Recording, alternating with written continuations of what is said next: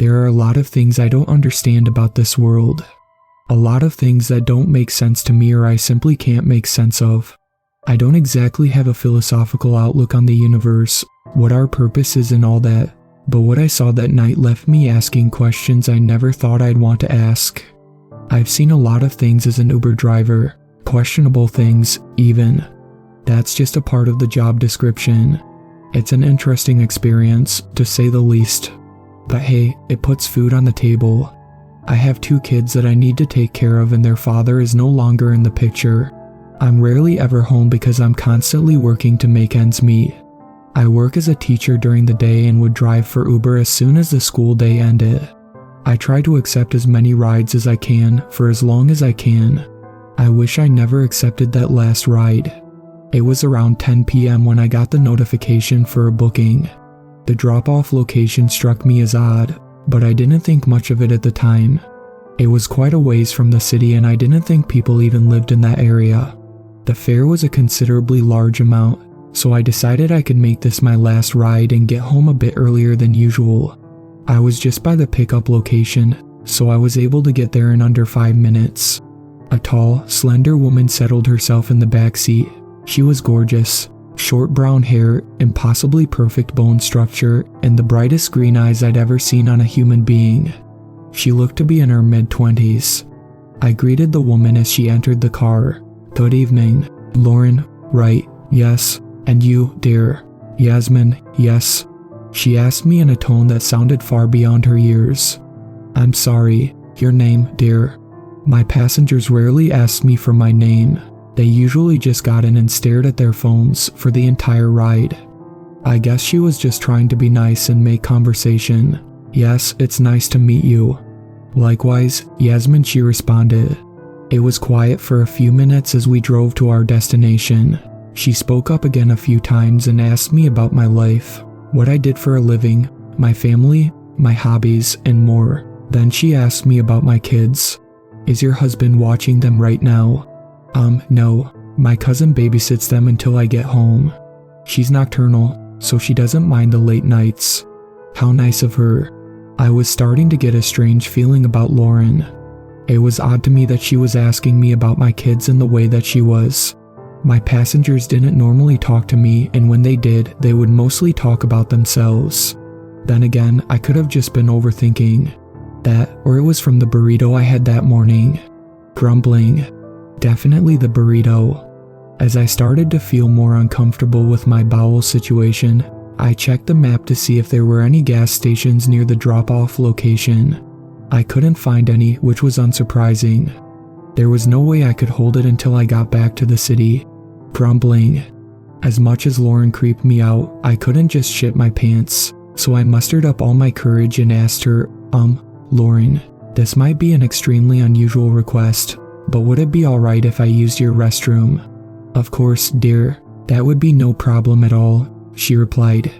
I was looking at her through the rearview mirror and thought I saw her right eye twitch. Must have been my imagination. We'd arrived at a seemingly average suburban house, the kind with a white picket fence and a well-maintained front lawn. "Thank you for the ride, Yasmin. Shall we?" Lauren asked me as she exited the car. I followed suit and accompanied her to the front door. "We're actually having a small get-together at the moment," she said to me and spun around to ring the doorbell before I could respond.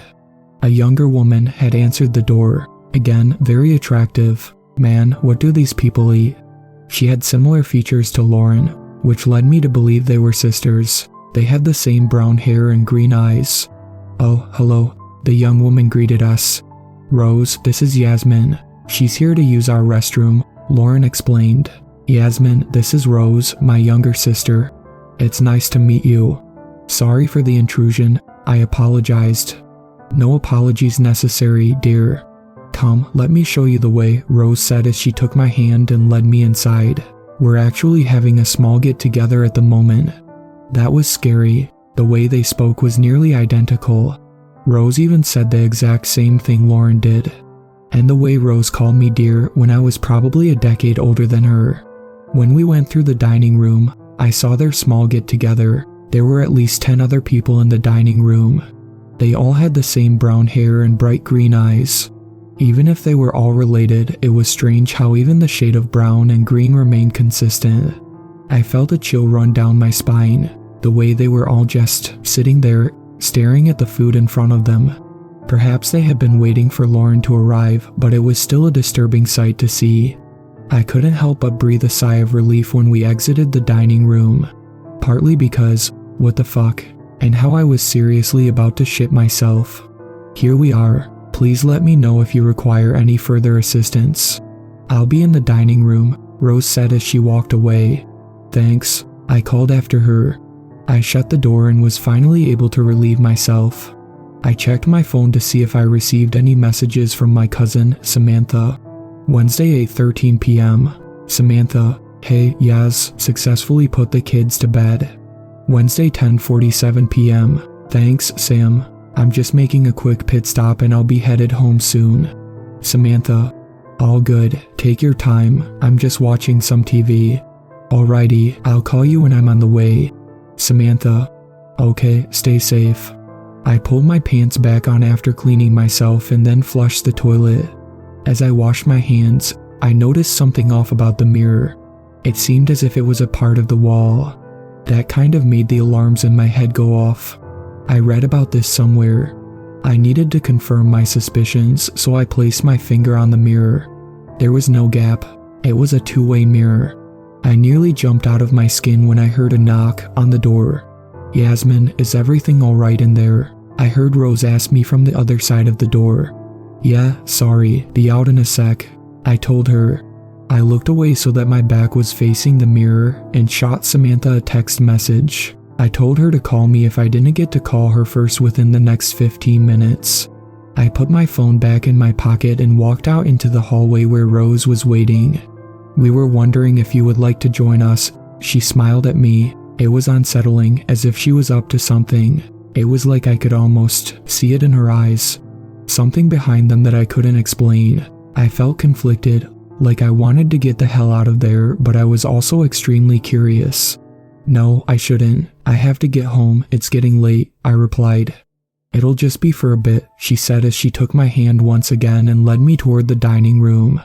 The only empty seats were beside Lauren, so I decided to sit next to her. Rose took the other empty seat beside me.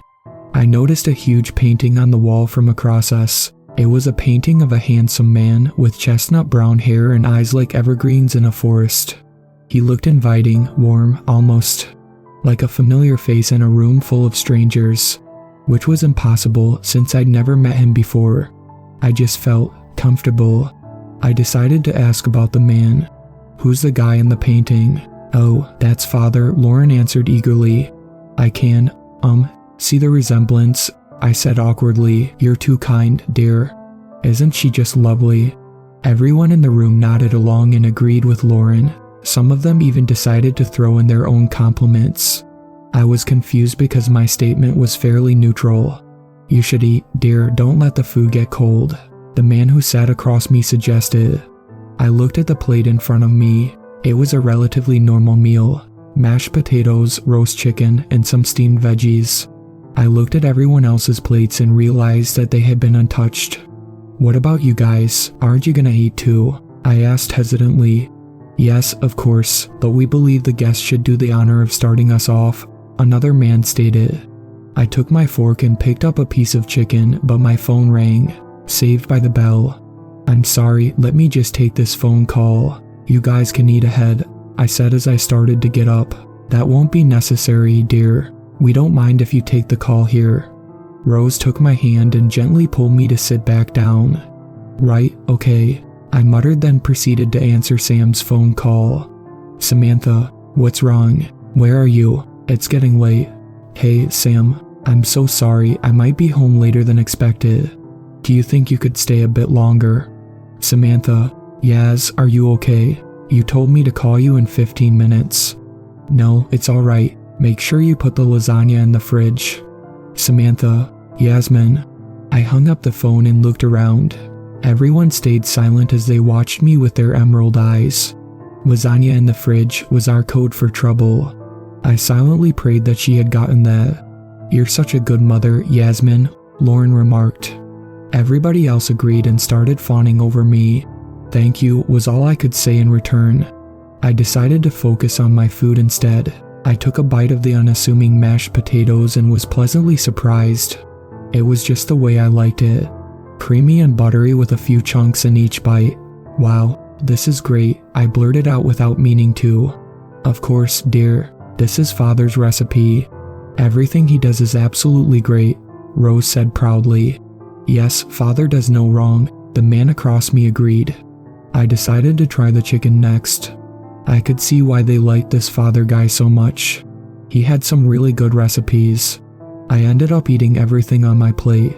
Everyone else finished all their food too. I mean, who could blame them?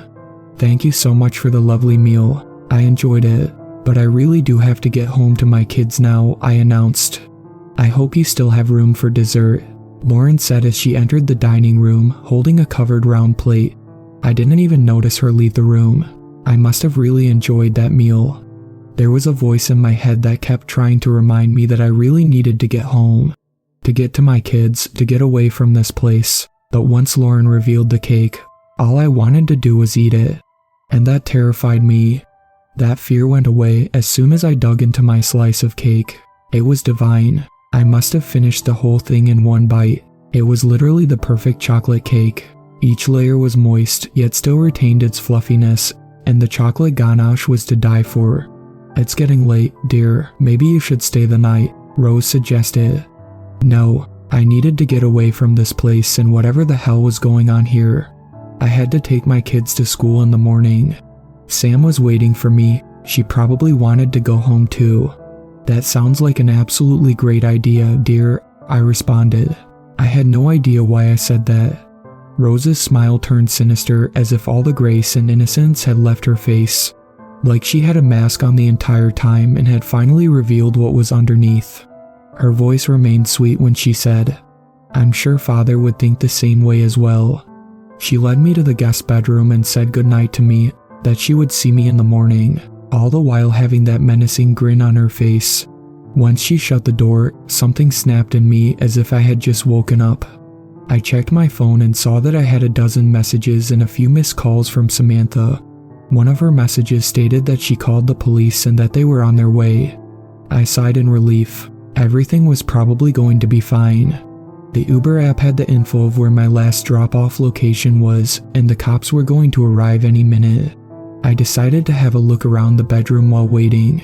Maybe there was something I could use as a weapon in case they tried anything before the police arrived.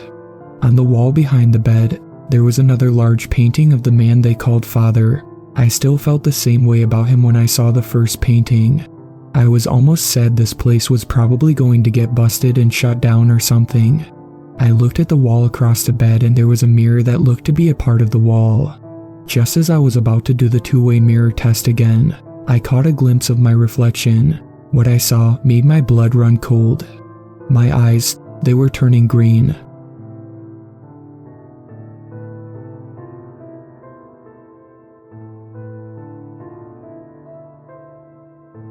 Thank you to my superfans, Sweet Black Swan, Tacy, and Brooklyn. I really appreciate you guys supporting my channel, and I look forward to making more content for everyone.